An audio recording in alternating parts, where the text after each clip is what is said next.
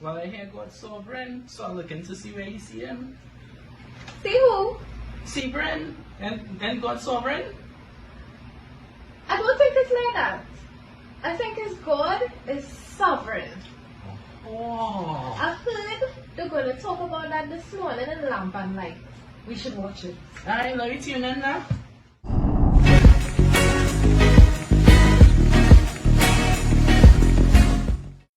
Remember the former things of old, for I am God, and there is none else.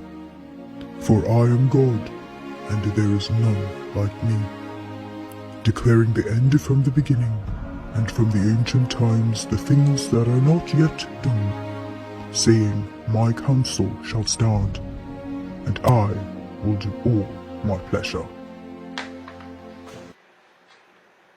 Have you ever wished you could see God with your physical eyes, or maybe even touch Him? Sometimes it's easy to wonder what He's really like when we haven't had a physical experience with Him. In this month's Lamp and Light, we will be exploring the topic of who is God, all in an effort to get to know Him better. And today's topic is that God is sovereign. Sovereign is a kind of big word, and it's a significant principle in Christian theology. But what does it mean? It simply means that God is in control. He's the ruler of the entire universe, ruling over all, and He's qualified to be sovereign because He alone has all the power. Job 42 and verse 2 describes God as being all-powerful or omnipotent. That means He can do all things.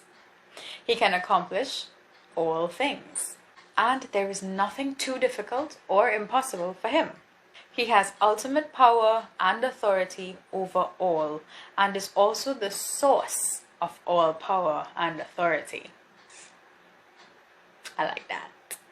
Anyway, because of His divine characteristics, He can be designated as being sovereign, as being the ruler of the universe.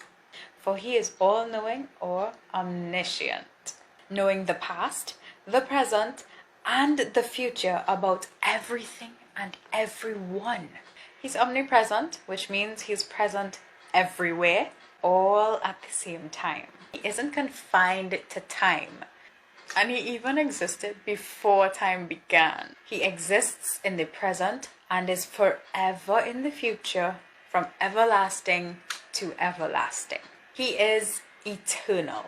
Also, He's wise, and because of this, He does the right thing in the right way at the right time.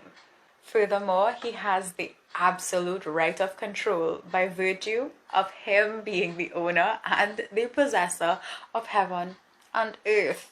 And in the universe that He created, things don't just happen by chance or even by fate.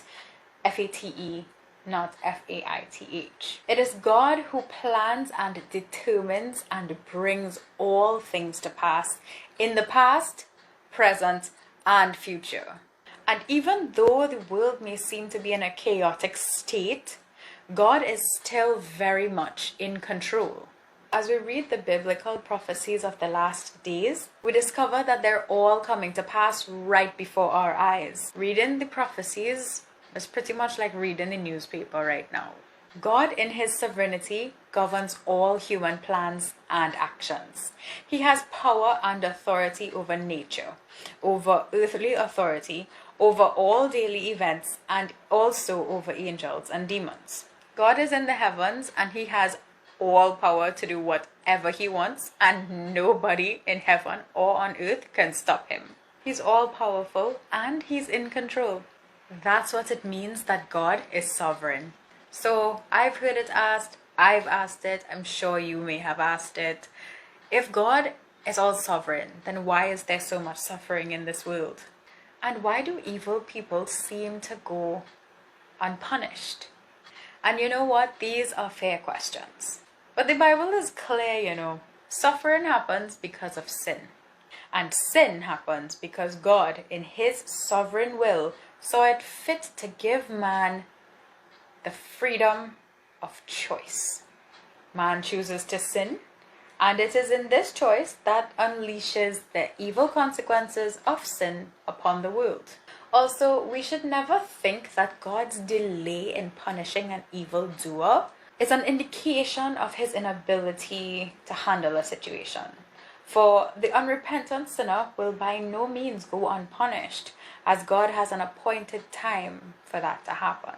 Our God is sovereign. Only God can make the claim to sovereignty. Also, because there is nothing too hard for him and he has all power, we can have complete faith in him and we can rest secure in him, knowing that he promises never to fail us. Today, having a sovereign God who's all powerful and in control is good news for us as believers.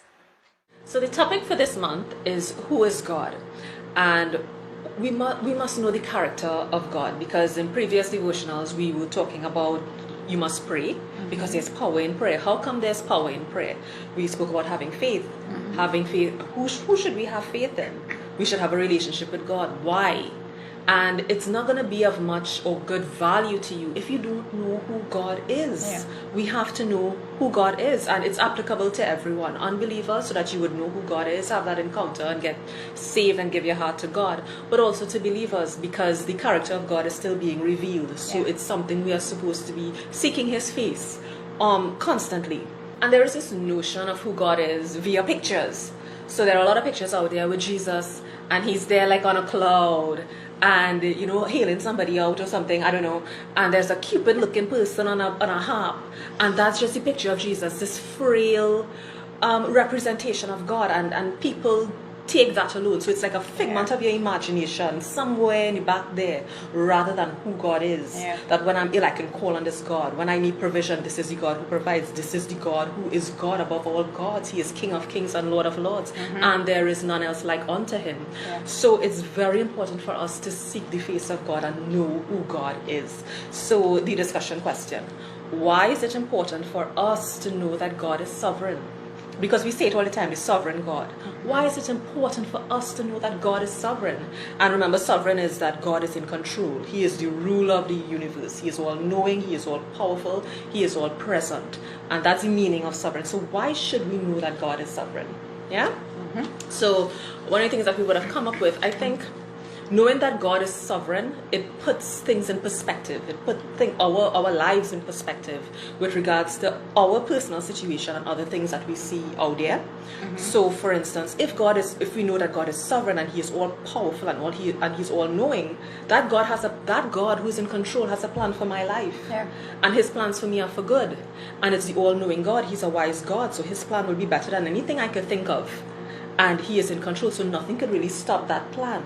And it should give you that kind of peace and perspective regardless of what is going out there, rather than looking at the circumstance. Because when you look at the circumstance, you're going to think something else, rather than looking and knowing who God is, that He has things in control.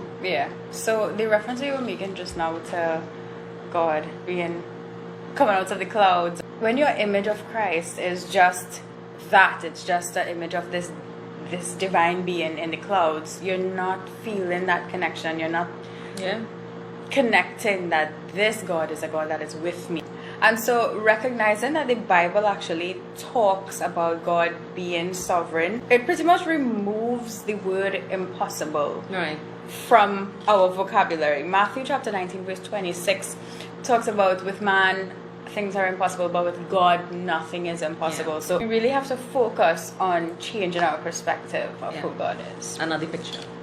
Another picture.